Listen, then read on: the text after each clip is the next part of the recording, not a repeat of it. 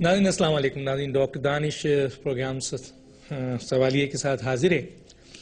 ناظرین غیر سنجیدہ سیاستدانوں نے ملک کے حالات یہاں تک پہنچا دیے اور آج ملک کے جو بھی حالات ہیں اگر آپ اس کے بارے میں دیکھیں تو بہت کچھ کہا جا سکتا ہے. لیکن میں ایک بہت اہم رائٹر ہیں، لکھنے والے ہیں، کالم نویس ہیں جناب رؤف کلاسرا صاحب، ایک بڑے انویسٹیگیٹڈ صحافی ہیں اور بڑا بیلنس ان کی گفتگو ہوتی ہے. ان کی مجھے کوئی عار نہیں ہے کہنے پہ میں نے یہ پورا پروگرام ان کے کالم پہ جو ہے میں نے رکھا ہے، پورا کا پورا پروگرام میں نے کالم پہ رکھا ہے. تو اس میں جس طرح انہوں نے ذکر کیا ہے کہ قومی اسمبلی میں آج لطیفے ہوتے ہیں، انہوں نے کہا کہ پاکستان کے سیاستدانوں کو یہ سمجھ نہیں آ رہا ہے کہ یہ ملک کیسے چلے گا. انہوں نے اس بات کا بھی ذکر کیا کہ پاکستان کے وزیر خزانہ اور ایک اہم اسپیکر اور دوسرے لوگ کس طریقے سے اپنی اولاد کو جو ہے وہ کروڑوں روپے گفٹ دے رہے ہیں، کس طریقے سے پیسوں کی مثلا ان کو صحیح طور پر پریزنٹ نہیں کر رہے ہیں. اور جس ملک میں معاشی بدحالی ہو وہاں کا وزیر اعظم خزانہ کیا کر رہا ہے. اسی طریقے سے انہوں نے یہ بھی بتایا کہ جس ملک میں لوگ مر رہے ہوں، سیکیورٹی فورسز شہید ہو رہی ہوں، اس ملک کے وزیر اعظم چولستان کی صحراؤں میں جاتے ہیں اور محفل موسیقی رات بھر ہوتی ہے اور لاہور سے فنکار اور فنکارائیں بلائے جاتے ہیں. یہ چیز کیا ہے؟ کیا یہ بات صحیح ہے پھر کہ ہمارے ملک کے غیر سنجیدہ سیاستدان اور ان کے رویے نے ملک کو تباہی تک پہنچا دیا؟ ہمارے ساتھ آج گیسٹ ہیں اور ان کا تعارف کراتے ہیں. میرے ساتھ ہیں رؤف کلاسرا صاحب، اینالسٹ اینڈ کالمنسٹ، جن کا ذکر کیا. آپ کا بہت شکریہ سر، آپ نے ہمیں جوائن کیا. میرے ساتھ ہیں فواد چودھری صاحب، لیڈر ہے پاکستان پیپلز پارٹی پارلیمنٹرین کے، پاکستان پیپلز پارٹی پارلیمنٹرین کے. آپ کا بہت شکریہ سر، آپ نے ہمیں جوائن کیا. صدیق الفاروق صاحب، آپ کا شکریہ، آپ نے جوائن کیا، لیڈر ہے پاکستان مسلم لیگ نون کے. رؤف کلاسرا صاحب، آج کا آپ میری آواز سن رہے ہیں اور آپ کا ایک کالم میں نے 9/2/2014 اور 19/2/2014 جس میں آپ نے بہت کچھ ذکر کیا ہے اور یہ اس وقت جو ہے ایک آئینہ ہے. لیکن کچھ لوگوں کا سوال یہ ہے کہ آپ نے اس میں سے چند باتیں تو بتائی ہیں لیکن ڈیٹیل نہیں ہے. کیا کہیں گے اس کے بارے میں، ان چیزوں کے بارے میں؟ ڈاکٹر صاحب، ایک تو آپ کا بہت شکریہ کہ آپ نے بڑی عزت افزائی بخشی کسی بھی کالمسٹ کے لیے. یہ بہت بڑے اعزاز کی بات ہوتی ہے کہ آپ جیسا ایک ٹاپ اینکر اور بہت بڑا ایک آپ کا چینل ہے تو میرے ایک کالم کو اٹھائے اور اس سے پورا پروگرام کرے. میرے اتنے بڑے اچھے اور مزید دوست اس میں فواد چودھری صاحب ہوں یا جمہوریت کے لیے مارے ہیں کھانے والے یہ ہمارے دوست صدیق الفاروق صاحب ہوں، ان کو بلایا آپ نے. ایک تو ڈاکٹر صاحب آپ نے جو بات کے کالم میں بہت ساری چیزیں آئی ہیں، بہت ساری نہیں ہیں. آپ بھی اپریشیٹ کریں گے، لکھنے والے بندے ہیں، فواد بھی اور صدیق الفاروق صاحب بھی بڑے اچھے لکھتے ہیں، خود بھی ایک کالم نگار ہیں. ایک کالم کی مخصوص ایک اس کی لمٹ ہوتی ہے. مثلا جو ہمیں لمٹ دی گئی ہمارے ادارے کی طرف سے، ہمارے نذیر ناجی صاحب ہیں یا دوسرے ہمارے عمار چودھری صاحب ایڈٹ کرتے ہیں، ان کی لمٹ ہے کہ 1600 ورڈ سے زیادہ کالم نہیں ہونا چاہیے. اور میرا بھی یہی خیال ہے کہ کالم میں اور ایک مضمون میں فرق ہونا چاہیے کہ ایک انسان ایک ہی سٹنگ میں بیٹھ کے اس کو پڑھ لے. ایک مضمون لمبا ہو تو شاید آپ بھی بور ہو جاتے اور دوسرے بھی ہو جاتے. اس میں نے کوشش یہ کی جس کالم کو آپ نے اٹھایا ہے ڈاکٹر صاحب کہ میں زیادہ لمبے اس میں چکروں میں نہیں پڑا کہ آپ کے 1000 سے زیادہ پارلیمنٹیرینز ہیں جس میں 342 آپ کے ایم این ایز ہیں، آپ کے 100 کے قریب سینیٹرز ہیں یا بہت سارے زیادہ چاروں اسمبلی کے ممبران ہیں. میں نے صرف ایک اس میں کیس اسٹڈی ایک کیس اسٹڈی آپ کہہ لیں کہ جو ملک کا وزیر خزانہ ہے جس کا کام ہی یہی ہے کہ آپ سے، میری سے اور دوسرے ہمارے جو دوست ہیں جتنے پاکستان کے لوگ ہیں ان سے ٹیکسز لے، تو جو بندہ خود ایک ہمارے لیے ایک رول ماڈل ہونا چاہیے، ایک کیپٹن آف دا شپ جو ہے، جو پورے شپ کا مالک ہے، اس کو دیکھنا چاہیے کہ وہ خود کتنا ٹیکس دے رہا ہے، اس کی کتنی مالیات ہے، کتنے ایسیٹس ہیں. اور سب سے پہلے یہ میں بتا دوں، وہ کہتے ہیں کسی کو انگلی اٹھانے سے پہلے ضروری ہے کہ بندہ اپنا کنڈکٹ بتا دے کہ میں نے 2012-13 کے اپنے ٹیکس ریٹرن بھی جمع کروائے ہیں اپنا میں نے ٹیکس بھی ادا کیا ہے, اپنے ایسٹ بھی میں نے ڈکلیئر کیا, سارے کے سارے ایف پی آر کے پاس موجود ہے. لہٰذا میں تھوڑا سا ہی حق رکھتا ہوں ایز اے ٹیکس پیئر کہ میں بات کر سکوں کہ جن لوگوں کو میں ٹیکس دے رہا ہوں اور جو اس ٹیکس پہ بیٹھ کے اس ملک کو چلاتے ہیں, خرچے کرتے ہیں اور بہت سارے ان کو پاس پریولیج ایون تنخواہیں ملتی ہیں, وہ اس ٹیکس کو کیسے استعمال کر رہے ہیں. تو میں نے صرف ایک اس میں کیس اسٹڈی اس میں لی ہے, وہ ہے ہمارے اسحاق ڈار صاحب. میرا ذاتی طور پہ بڑا اچھا تعلق ہے, ہوپ اگر ان تک بات پہنچ کے میں نہیں کریں گے. ان کے ڈاکٹر صاحب بڑا انٹرسٹنگ کیس ہے. ایک تو جیسے آپ نے ذکر کیا کہ انہوں نے اپنے جو گوشوارے الیکشن کمیشن آف پاکستان کو جمع کروائے ہیں, اس میں جو انہوں نے اپنے موویبل ایسٹ دکھائے ہیں جن کو ہم کہتے ہیں, اس میں بینک کا کیش آ جاتا ہے, آپ کی سیونگ ہے, آپ کی گاڑی ہے, آپ کے کچھ زیورات ہیں, گھر کا فرنیچر ہے, تو اس طرح کی چیزیں جو آپ شو کرتے ہیں, انہوں نے ٹوٹل مالیت کیش کی دکھائی ہے. لیو الون ادر باتوں میں چھوڑ دیتا ہوں 2 منٹ کے لیے, وہ 55 کروڑ روپے کی دکھائی ہے انہوں نے اس میں. اب اس میں کیا یہ ہے, ان کے 55 کروڑ روپے کے ایسٹس ہیں ٹوٹل انہوں نے, اور یہ کیش میں بتا رہا ہوں کہ ان کا کیش کے قریب ہے. اور جو ان کی ایک ابھی ٹیکس ڈائری چھپی ہے, تو اس میں ڈار صاحب نے جو ٹیکس دیا ہے وہ 8 لاکھ روپے, تو میرے بہت کم ہے. جو مجھے دکھ کہ میں نے اس ملک کے 3 وزیر خزانہ ہیں, ایک اس میں اسحاق ڈار صاحب ہیں, اس کے بعد نوید قمر صاحب رہے ہیں وزیر خزانہ, سلیم مانڈی والا صاحب رہے ہیں. ان تینوں کے مجھ سے ٹیکس کم دیا ہوا ہے, اور میری بھی اس پہ جرنلزم چارج کے کوئی انکم نہیں ہے. ایک تھوڑی سی زرعی زمین ہے, لیکن وہ بھی میری آپ اس طرح کی نہیں ہے کہ میں اس میں سے کوئی بہت بڑا کلیم کر سکوں, بالکل تھوڑی سی ہے. تو میری یہ بڑی حیرانی کی بات تھی کہ جو اس ملک کے وزیر خزانہ ہیں, تو دن رات ہمیں بھاشن دیتے ہیں, ہمیں سکھاتے ہیں, پڑھاتے ہیں کہ آپ لوگوں کو ٹیکس دینا چاہیے, خود ٹیکس نہیں دے رہے بلکہ ٹیکس بچانے کے لیگل طریقے ڈھونڈے ہوئے ہیں. فار ایگزامپل ان کا 55 کروڑ روپے کا کیش ہے, انہوں نے کیا کام کیا اسحاق ڈار صاحب نے, اور جو قانونی طور پر یہ کہتے ہیں میں نے ٹھیک ہے, میں مان لیتے ہیں, آپ بھی مان لیں کہ ٹھیک ہے, لیکن آپ ذرا حرکت کو ملاحظہ فرمائیں. انہوں نے 55 کروڑ روپے میں سے 41 کروڑ روپیہ یہ شو کیا ہے کہ میں نے اپنے بیٹے کو قرض حسنہ دیا ہے. اس میں سے 10 کروڑ روپے انہوں نے یہ شو کیا کہ میں نے اس کو بینک میں سیونگ کے طور پر رکھا ہوا ہے. اب ذرا دیکھتے ہیں کہ سارے طریقہ واردات کیا ہو رہا ہے. اب جو ان کا ٹوٹل ایسٹ ہے, ایک اور چیز کے لیے کہ لوگ اس کو یہ نہ سمجھیں کہ میں نے 55 کروڑ روپے پہ ٹیکس نہیں دیا, میں نے کام پہ دیا ہے. انہوں نے ایک سپورٹ لے بھی ہوتا ہے 0.5%, جو آپ ٹوٹل موویبل پہ دیتے ہیں, وہ اس کا ان کا 55 کروڑ پہ بنا ہے 27 لاکھ روپے. انہوں نے 27 لاکھ روپے دے کے انہوں نے 55 کروڑ کو کیسے ڈیوائڈ کیا اپنے ٹیکس کو, کہ ان کو ایک ساتھ ہی 55 کروڑ پہ ٹیکس نہ دینا پڑے, 27 لاکھ روپے میں جان چھوٹ جائے. انہوں نے اس میں سے 41 کروڑ کا شو کر دیا کہ بیٹوں کو میں نے وہ دے دیا ہے, یہ اس کو قرض حسنہ دے دیا. اب بات ان کے پاس 10-12 کروڑ پہ 10 کروڑ سم تھنگ انہوں نے دکھایا میرے پاس بینک میں پڑا ہے. اس میں جو بینک میں سے ان کو پیسہ آ رہا ہے, جو سود مل رہا ہے ان کو, اس میں سے انہوں نے شو کیا کہ میں 1 کروڑ روپے کی چیریٹی دیتا ہوں. اب ذرا دیکھتے ہیں کہ 1 کروڑ روپے کی چیریٹی دے رہے, ٹیکس نہیں دے رہے. اب ٹوٹل جو انہوں نے انکم پہ یہ پیسے دیے ہیں 8 لاکھ روپے دیا ہے, اگر اس کو آپ ڈیوائڈ کریں ڈاکٹر صاحب, تو یہ بنتا ہے کہ اسحاق ڈار صاحب کی جو انکم ہے, انکم ٹیکس جو دیا ہے, آپ باقی ان چیزوں کو بھول دیں ذرا, انکم ٹیکس 8 لاکھ روپے, جس کا مطلب یہ ہے کہ ڈار صاحب کی مہینے کی آمدن جو ہے وہ 3 لاکھ روپے ہے.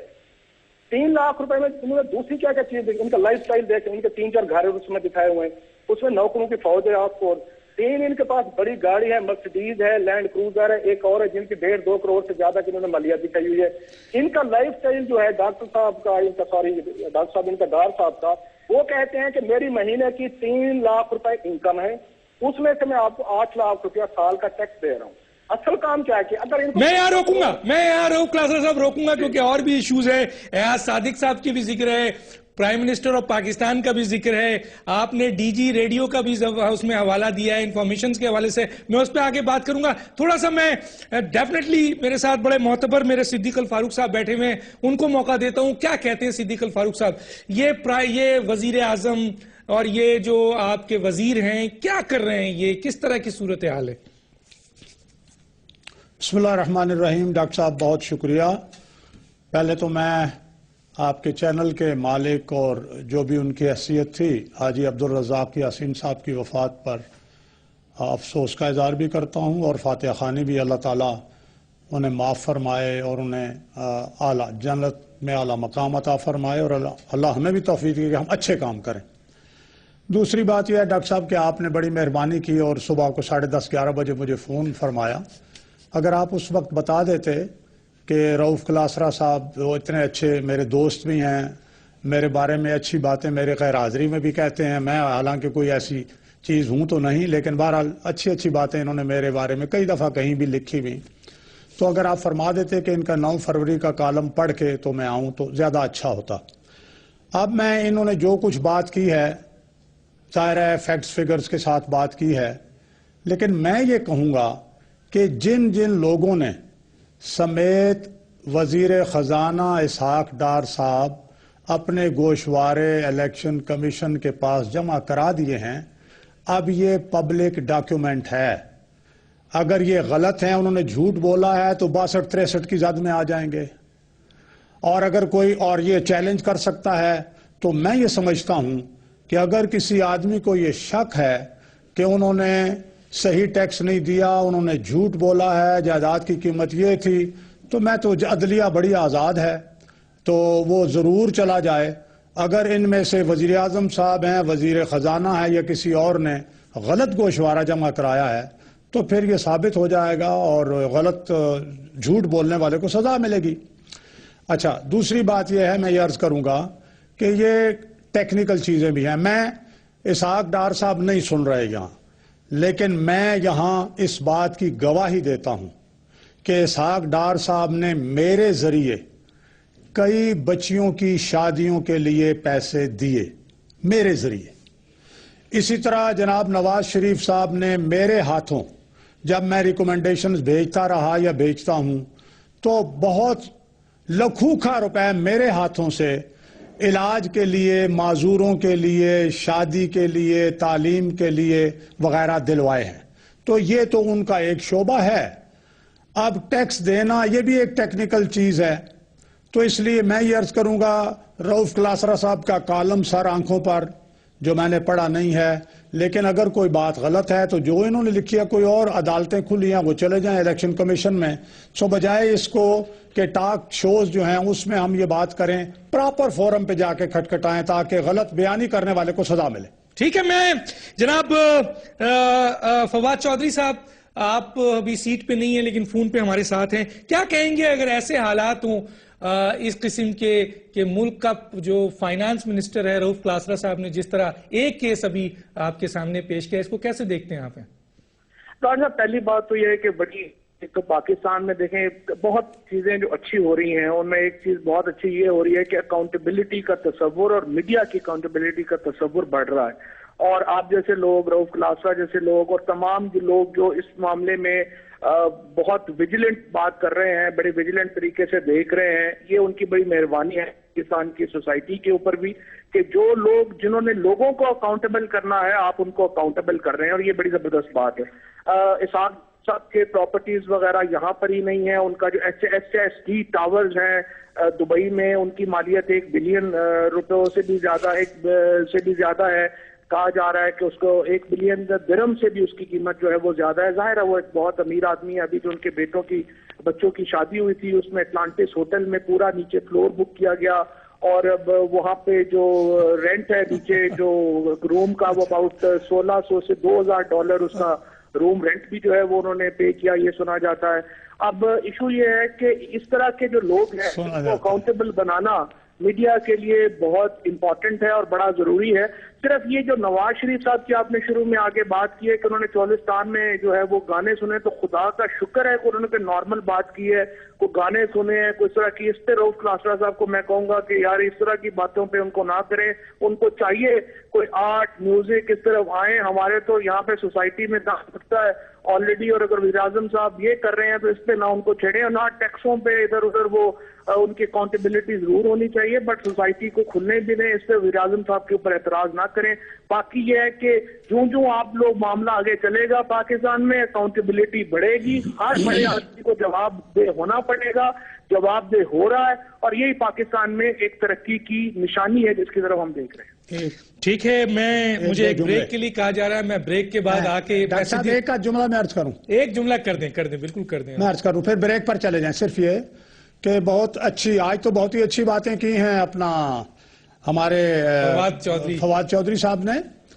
جی میں صرف یہ عرض کروں گا کہ واقعی دبئی میں ان کا کاروبار میرے بھی علم میں ہے اور سنایا، لیکن اگر دبئی میں کاروبار کا ٹیکس وہ پاکستان میں تو نہیں دیں گے نا.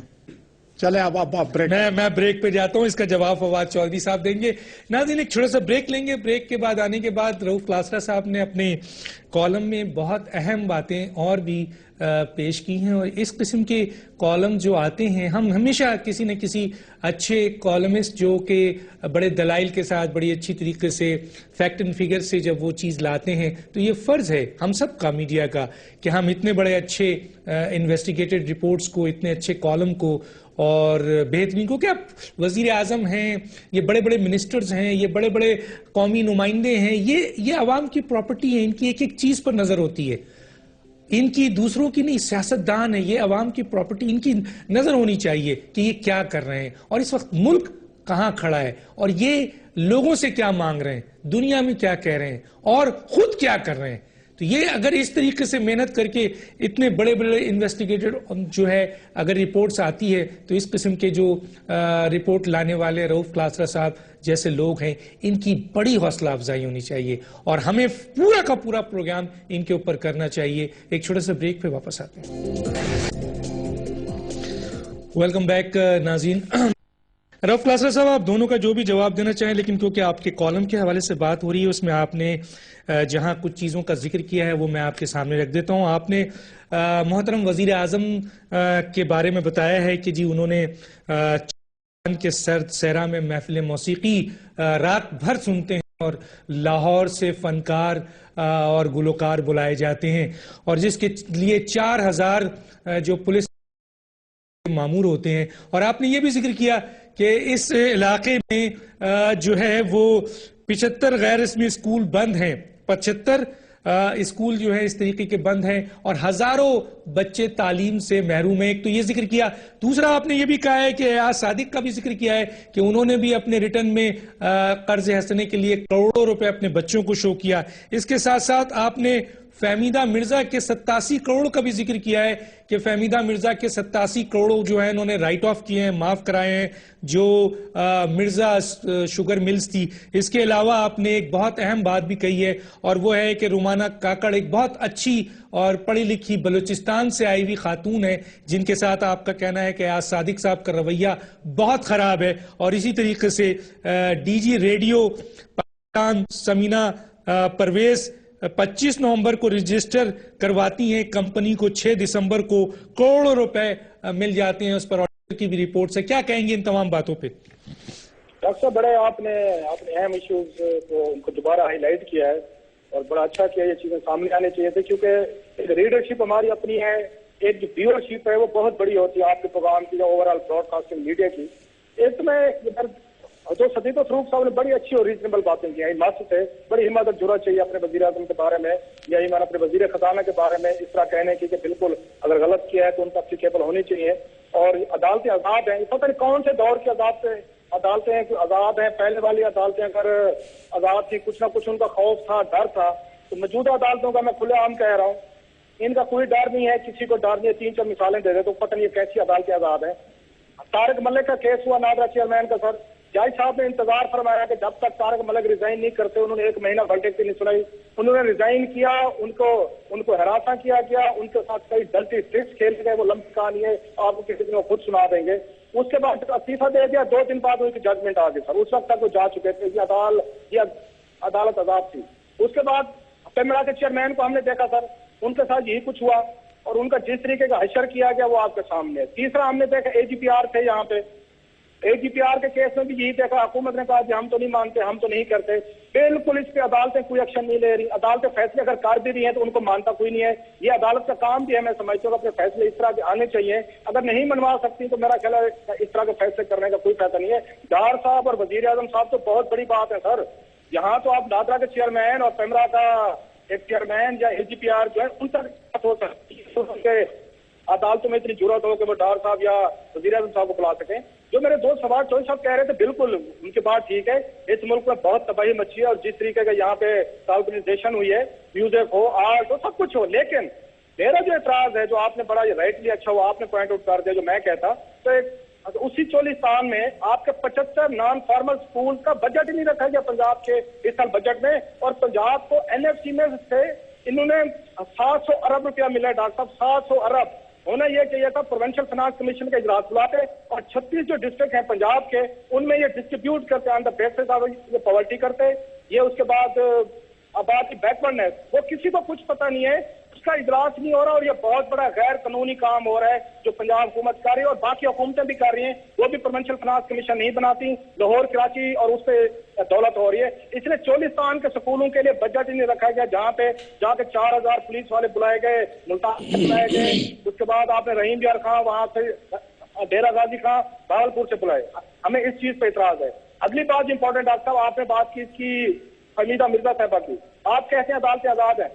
حمیدہ مرزا کے خلاف جاسمین شاہ نے جا کے ثبوت پیش کیے وہاں سپریم کورٹ میں بھی, اور یہ الیکشن کمیشن کے سامنے جو بابے بیٹھے ہمارے بوڑھے ریٹائر بیٹھے ہیں ان کا کلب ہے, اور باقاعدہ بینکوں کی یہ میں نہیں کہہ رہا, یہ باقاعدہ وہاں پہ نیشنل اسمبلی کی لائبریری میں ریکارڈ پڑا ہوا ایک کوشچن آیا تھا جس میں پوچھا گیا تھا کہ پاکستان کے کون کون سے لوگ ہیں جن نے پچھلے 5 سالوں میں لون رائٹ آف کروائے ہیں. کہ اس میں حمیدہ مرزا صاحب اس وقت اسپیکر تھی جب ان کا نام آیا ہے اور اس کو دبایا تھا انہوں نے, جو میں نے کہیں سے فائل نکلوا لی. یہ بینکوں نے بتایا ہے کہ 87 کروڑ روپے کا ٹوٹل لون انہوں نے رائٹ آف کروایا ہے. اگلا آپ نے بات کی ڈی جی ریڈیو کی, مجھے فون آیا جب میں نے اسکینڈل بریک کیا, پرویز رشید صاحب کا بڑے جذباتی تھے. انہوں نے کہا راؤف صاحب آپ دیکھیے گا 48 گھنٹے میں رپورٹ آ رہی ہے اور میں کیا کرتا ہوں, 48 گھنٹے کو 48 دن ہو گئے, اس پہ ایڈیٹر جناب پاکستان کی رپورٹ آ گئی ہے. انہوں نے کہا ہے کہ کرپشن ہوئی ہے. اپنے یہاں پہ ایک بہت معتبر نام ہے خالد سرور صاحب ہیں, ڈی جی اے پی پی, ان کو کہا گیا تھا, انہوں نے خود کہا, انہوں نے رپورٹ دی ہے اور اس میں کرپشن پائی گئی ہے. ایون پی ایس سی نے کہا کہ اس ڈیل کو اسکریپ کریں. پرویز رشید صاحب غائب ہیں, انہوں نے اس کے بعد کبھی مڑ کے بات نہیں کی. ایک اور جو بڑا غلط کام ہوا ہے جو اگین ڈی جی ریڈیو صاحبہ اور ان لوگوں نے کیا ہے کہ بہاولپور ریڈیو میں اس دفعہ خواجہ فرید پہ جو پروگرام ہوتا تھا ان کے عرس پہ انہوں نے کرنے سے انکار کیا. بہاولپور یونیورسٹی کے سریکی ڈپارٹمنٹ کے کچھ لڑکے گئے احتجاج کرنے, وہاں پہ اسٹیشن جو مینیجر ہے جو نان سریکی ہے اس کو کہا کہ سر آپ مہربانی فرمائیں, آپ نے خواجہ فرید کو عرس میں لگا. انہوں نے احتجاج کیا, پولیس بلا لی. وہ 11 کے 11 لڑکے اس وقت گرفتار ہیں اور ان پہ MP3 لگایا گیا ہے کہ 1 مہینے کے لیے نظر بند کر دیا. وہاں پہ ڈپٹی کمشنر ہیں جو انہوں نے بابوز لگائے ہوئے ہیں, ان کا کام یہ ہے کہ سریکی علاقوں میں نہ فنڈ دو نہ پیسہ دو, اور اگر کوئی وہاں پہ احتجاج کرے تو آپ وہاں پہ MP O لگا کے 11 لڑکوں کو وہ بھی کرو, اور وائس چانسلر پہ تھریٹ ہے کہ تم ان کو یونیورسٹی سے نکالو. یہ وہ ایٹیچیوڈ ہے. آپ کس طرح فیڈریشن کو چلاتے ہیں, آپ کس طرح صوبے کو چلاتے ہیں کہ 700 روپیہ ملتا ہے اور مجھے نہیں پتا ضلع علیہ کو کتنا ملا ہے, جیلم کا کچھ, جیلم کو کیا ملا ہے, پنڈی میں بیٹھے ہمارے صدیق فروخ صاحب ان کو کیا ملا ہے. پورا ملک آپ نے لاہور بنا کے رکھ دیا ہے, جو پیسہ ملتا ہے آپ لاہور پہ خرچ کرتے جا رہے ہیں. اگر ساؤتھ میں سے جنوبی پنجاب میں سے کوئی آواز آتی ہے, کوئی اپنے احتجاج کرتا ہے, ان کو MP O لگا کے آپ کا ڈپٹی کمشنر جو بیٹھا ہے بابو جو لاہور سے جاتا ہے وہ اس کو بیٹھ کے گرفتاریاں کرتا ہے, اور وہ 11 لڑکے پچھلے 12-15 دن سے جیل میں پڑے ہوئے ہیں. یہ گورننس کا لیول ہے. آپ کہہ رہے ہیں کہ عدالتیں آزاد ہیں, کون سی عدالتیں آزاد ہیں, کس ملک کے آزاد ہیں؟ ان کی اگر بات کریں تو یہ عدالتیں آزاد نہیں ہے, یہ حکمرانوں کو دیکھ کے فیصلے کر رہی ہیں آج کل. آپ نے رومانہ کاکڑ کا بھی ذکر کیا ہے جو بہت ہی بلوچستان سے ایگزیکٹلی میں اپنے پنجاب میں پھنس کے رہ گیا. ان کی کہانی سن لیں. وحد خاتون افیسر رہی تھیں بلوچستان سے جو ڈیپوٹیشن پہ. آپ کسی دن رومانہ کاکڑ کو خود ٹیلی فون پہ لے لیں اور ان کی کہانی سنیں, آپ کو رونا آ جائے گا کہ جتنی ہراسمنٹ اور جتنے گھٹیا اور چھوٹے لیول پہ جا کے خاتون افیسر کو یہ قومی اسمبلی کے اعلیٰ افسران نے ہراساں کیا ہے اور جتنی ان کے ساتھ بدتمیزی کی گئی. میں آپ کو اس ٹی وی پہ وہ باتیں نہیں بتا سکتا کہ خاتون افیسر ٹرائبل وومن آئی, ان کو سب نے منع کیا کوئٹہ میں کہ آپ مت جائیں, یہ پنجاب کا پاکستان ہے, آپ کو کام نہیں کرنے دیں گے. وہ فیملی سے بغاوت کر کے آئی, اپنے کلچر سے کر کے آئی, اور جو اشر اس کے ساتھ ایاز صادق صاحب نے کیا ہے, کسی اور میں ڈاکومنٹ دکھاؤں آپ کو, وہ یہاں پہ رہتی تھی, اس کے گھر پہ کیسے بندے بھیجے گئے ہیں. ابھی وہ بلوچستان واپس گئی ہے, وہاں پہ انٹیلیجنس ایجنسی کو کہہ کے اس کو وہاں پہ ہراساں کیا جا رہا ہے. یہ لیول ہے ہمارے حکمرانوں کا. اور اس کو باقاعدہ ایاز صادق نے بھری میٹنگ میں کہا تھا کہ میں آپ 2-3 خواتین بیٹھی ہوں تھی کہ میں آپ لوگوں کو SIA کے ذریعے الٹا ٹنگوا دوں گا. جب یہاں پہ اس طرح کی رولنگ لیڈ آئے گی, اس طرح کے لوگ آئیں گے, یہ سارے ایویڈنس موجود ہیں, یہ باتیں عدالت میں پیش کی گئی. اور رومانہ کاکڑ بھی عدالتوں میں گئی تھی, وہ دھکے کھاتے سپریم کورٹ بھی گئی ہے, اسلام آباد ہائی کورٹ بھی گئی ہے. ٹھیک ہے, میں پوچھتا ہوں ان سے, صدیق الفاروق صاحب کو دیتا ہوں. صدیق الفاروق صاحب کیا کہتے ہیں؟ اتنی کہانی تو رؤف کلاسرا صاحب نے دلائل اور ثبوت کے ساتھ بیان کر دیا ہے. دیکھیے, میں عرض کروں گا کہ سب سے بڑی مجھ سے نادانی ہوئی کہ میں نے آپ سے نہیں پوچھا کہ حضور کسی خاص کالم پہ بات کرنی ہے آپ نے. یہ جتنے حقائق ہیں اگر میرے سامنے پہلے سے ہوتے نا تو میں اس کے بارے میں تیاری کر کے آتا. لیکن آپ نے جو انٹروڈکشن میں چند باتیں کی ہیں، میں ذرا اس کے حوالے سے بھی بات کرتا ہوں، اس کے حوالے سے. مثلا آپ نے انہی کے حوالے سے قومی اسمبلی میں لطیفوں کی بات کی ہے. تو قومی اسمبلی یا مسجد ہی کہہ لیں، مسجد میں بھی ہر وقت تلاوت تو نہیں ہوتی، وہاں بات بھی ہوتی ہے، واز بھی ہوتا ہے، مسائل بھی ہوتے ہیں. قومی اسمبلی اپنی دیکھ لیں، قومی اسمبلی دنیا بھر کی اسمبلیاں دیکھ لیں، انڈیا کی اسمبلی دیکھ لیں، ابھی پچھلے دنوں کیا وہاں ہوا ہے. پھر دوسری بات آپ نے کی ہے کہ ملک کو جو اس حال میں پہنچایا ہے وہ آپ نے بالخصوص کہا جی غیر سنجیدہ سیاستدانوں نے. ڈاکٹر صاحب مجھے افسوس ہے، آپ بہت پڑھے لکھے ہیں، بڑی آپ کی نظر ہے پاکستان کی تاریخ پر، بڑے زبردست ایک ایک واقعہ آپ کو ازبر ہے. آپ کو وہ 4 مارشل لا ایڈمنسٹریٹرز بھول گئے جنہوں نے اس ملک کو برباد کیا، جنہوں نے اس ملک کو 2 ٹکڑے کیا، جن کی وجہ سے دہشت گردی کے ہم چنگل میں پھنسے ہوئے ہیں.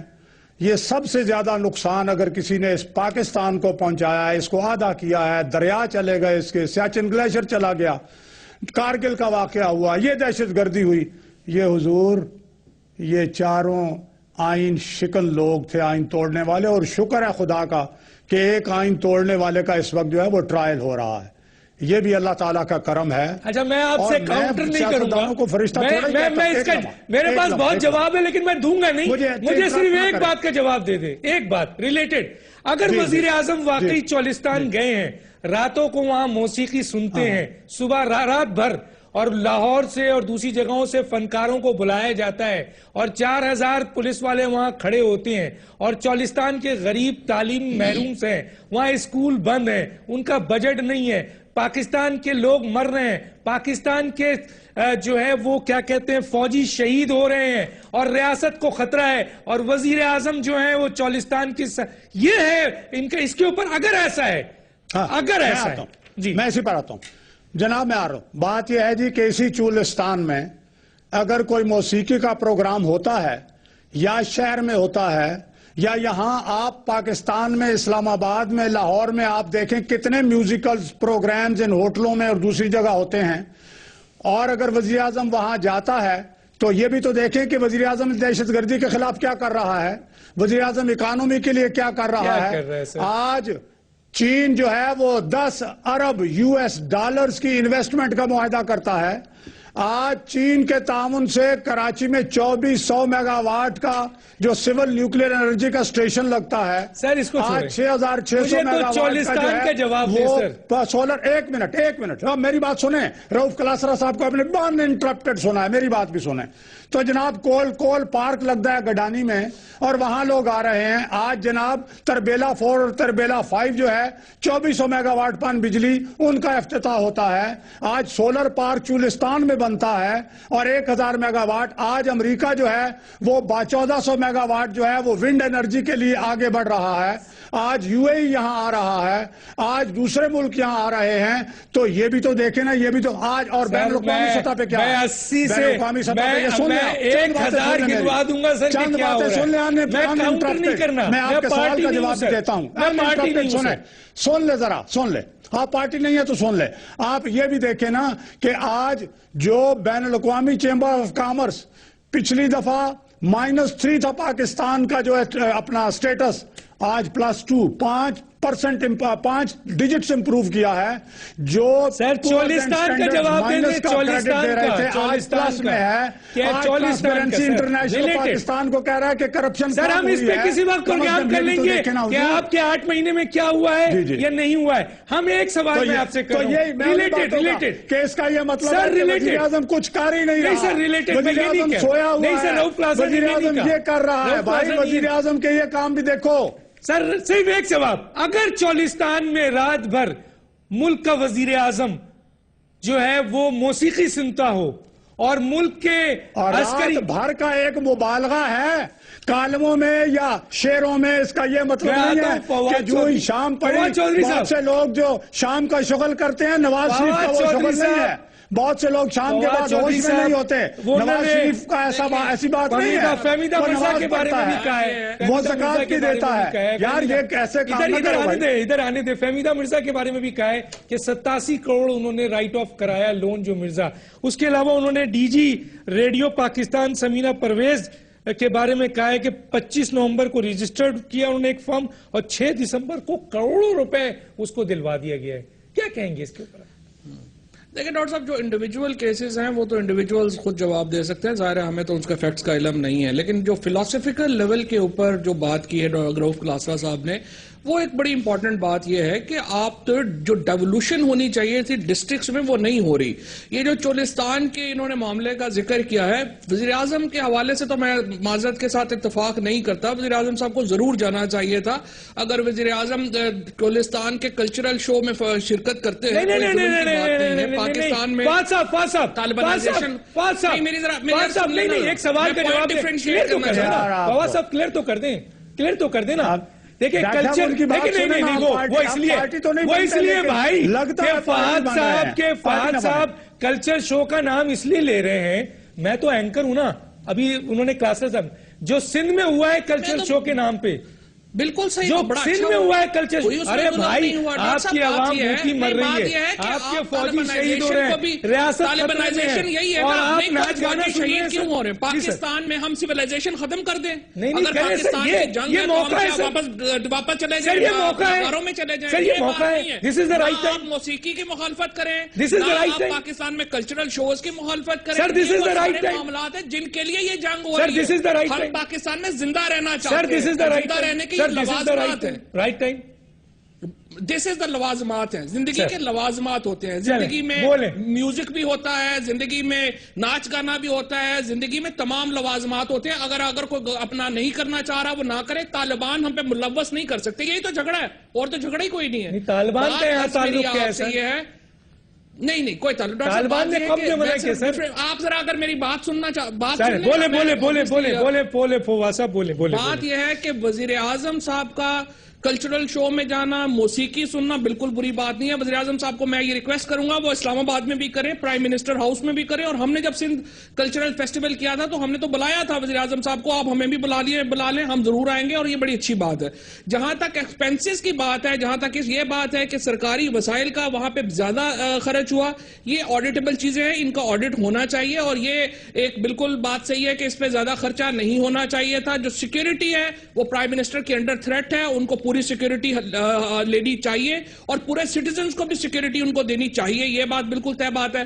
تیسری بات جو آپ نے یہ کر رہے ہیں، جو بنیادی جو رؤف نے جو پوائنٹ اٹھایا ہے، اصل میں جو پیپلز پارٹی نے ایک بڑا زبردست کام کیا 18ویں ترمیم کے نتیجے میں کہ اسلام آباد کے ریسورسز توڑ کے پروونسز کو دے دیے ہیں. اب پروونسز سے ڈسٹرکٹس کو نہیں جا رہے ہیں. یہ پاکستان میں ایک بنیادی مسئلہ ہے اور یہ وہ پاکستان میں مسئلہ ہے جس کو ہمیں ڈیل کرنے کی اس وقت ضرورت ہے. کہ پاکستان میں جو بیوروکریسی کی ایک آپ نے پولیٹیشنز کے اوپر کی اپنے جو مثالیں دی ہیں، آپ کو اس سے ہزارہ زیادہ مثالیں مل جائیں گی بیوروکریٹس کی، جہاں پہ ان لوگوں نے جتنے پیسے بنائے ہیں پورے پولیٹیشنز نے تو مل کے اس کا عشر اشیر نہیں بنایا ہوا.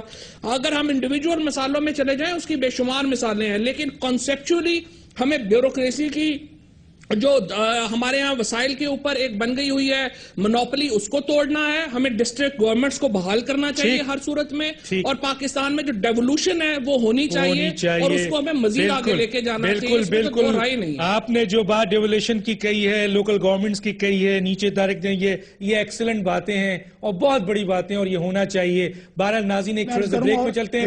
ایک چھوٹا سا بریک ہے، پھر واپس آتے ہیں. پھر آپ ہی لوگوں سے بات کرنی ہے میں نے دوبارہ. ایک چھوٹا سا بریک ناظرین.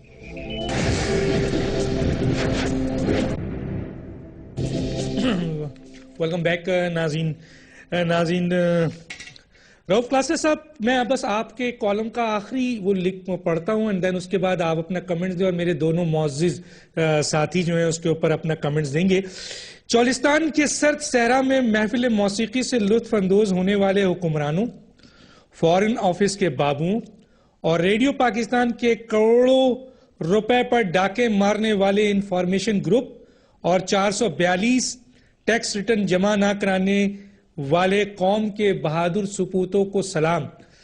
تو رؤف کلاسرا صاحب، ایک طرف آپ کالم لکھتے ہیں، یہ دونوں ساتھی ہمارے صحیح کہتے ہیں کہ جی ہم نے بڑے کام کیے ہیں اور یہ جو شو ہے جو کچھ بھی تھا یہ کلچرل ہے اور یہ ہونا چاہیے اور اس طریقے سے یہ طالبانائزیشن کو نیگیٹو کرتا ہے، پازیٹیو چیزیں ہیں. تو آپ نے اس کو کالم کی جگہ دی اور اس طرح سلام بھی کیا. کیا کہیں گے آپ؟ ڈاکٹر صاحب بڑا اچھا سوال ہے آپ کو. مجھے دکھ ہو رہا ہے یہ بات سن کے کہ بحث اس پہ کہاں پہ ہو رہی تھی کہ موسیقی کے پروگرام ہونے چاہیے یا نہیں ہونے چاہیے. فواد ہمارا دوست ہے, ہم سے بہتر سمجھتے ہیں. ہم نے, آپ نے یا میں نے کب اس بات پہ اعتراض سمجھا ہے کہ کس چیز پہ ہے کہ آپ کو چولستان رات کی موسیقی کے لیے تو اچھا لگتا ہے. لال سہارا آپ کا بڑا فیوریٹ ہے.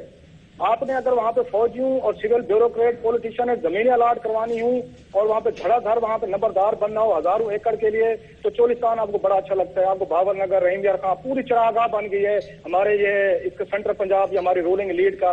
فوجی بھی وہیں زمینیں لیتے ہیں, پولیٹیشین بھی مزے کرتے ہیں. ڈاکٹر صاحب کو کلیئر کر دینا کہ جو نیریٹو آپ کا ہے وہ میوزک کے خلاف نہیں ہے.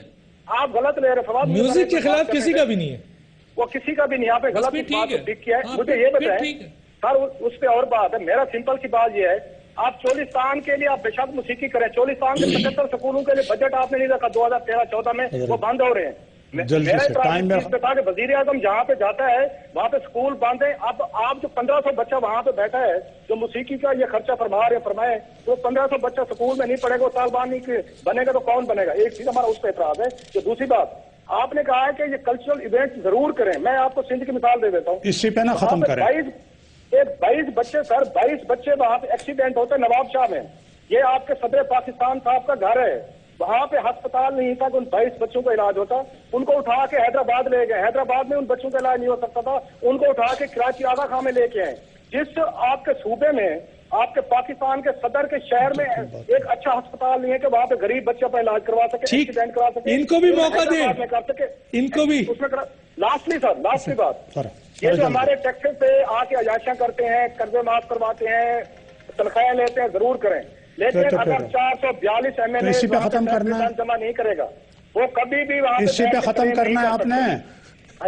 چھوڑتے جائیں تو آپ بھی کر رہے ہیں. ڈاکٹر صاحب بس میں آپ کو دے رہا ہوں روم کلاسز صاحب. اچھا میں فہد چودھری ایک بات صحیح ہے, ان کو ٹائم ملنا صحیح ہے. نواز شریف کو ڈیفینڈ کیا, نواز شریف نے اٹھا کے مشرف کے وزیروں کو وزیر بنا لیا ہے. آپ پھر بھی ڈیفینڈ کرتے رہے حضور, ایسے ہی کرتے رہیں گے. صدیق الفاروق صاحب کو میں دے رہا ہوں, صدیق الفاروق کو دے رہا ہوں. لیکن فہد چودھری میرا اعتراض, صدیق الفاروق میرا اعتراض موسیقی نہیں ہے. میرا اعتراض یہ ہے کہ وزیر اعظم پارلیمنٹ میں نہیں جا سکتے لیکن چولستان جا سکتے ہیں. یہ اعتراض ہے صرف. یہ صحیح جناب ٹھیک ہے, میری بات سنیں. میں یہ عرض کروں گا پارلیمنٹ میں بھی جانا کہ اس چولستان میں جس لال سہارا کا ذکر میرے بھائی رؤف کلاسرا نے کیا, ذرا وہاں وائلڈ لائف کے لیے کتنا کام نواز شریف نے کیا, ذرا وہ بھی جا کے دیکھیں.